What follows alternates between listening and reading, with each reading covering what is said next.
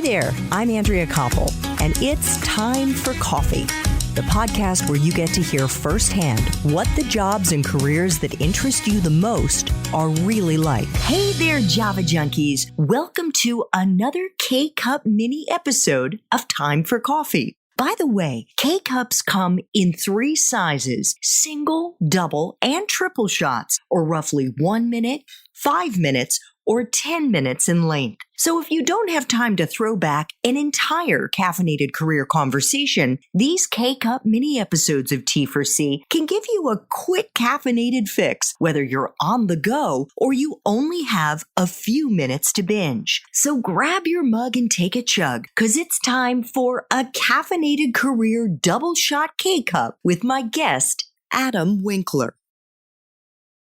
I'd like to start by getting a better idea for our young listeners of what a law professor does on a day-to-day or on a week-by-week basis. For example, what courses are you teaching this semester? And I should say it's the fall of 2019. And what's involved in managing your course load? The primary functions of my job really are threefold. A law professor's 3 main tasks are scholarship, teaching, and service.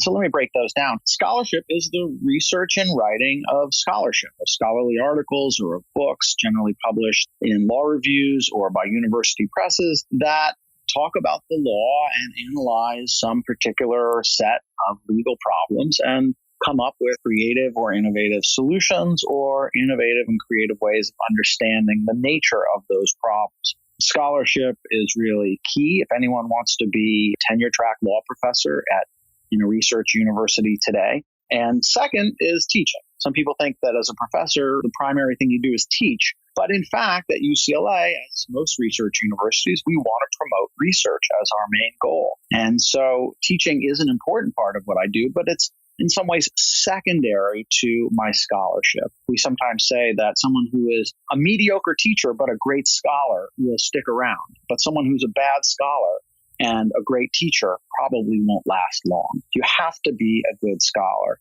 So teaching is nonetheless still an important part of my job. I teach classes. You asked me about the semester. Any given year, I'll teach 4 or 5 classes at the law school and divide it up between a couple of semesters. And then the third thing that I do is service. The law school needs to be run, right? It's an institution that has organizational needs, and we rely on the law professors to do a lot of those organizational things. So I serve on governance committees at the law school, for instance, to try to identify new and promising people to hire, or a committee to review applicants for admission to the law school, or a committee that helps our students get clerkships or jobs. So the 3 primary functions of a law professor, as I said, scholarship, teaching, and service to the university. What's your favorite part?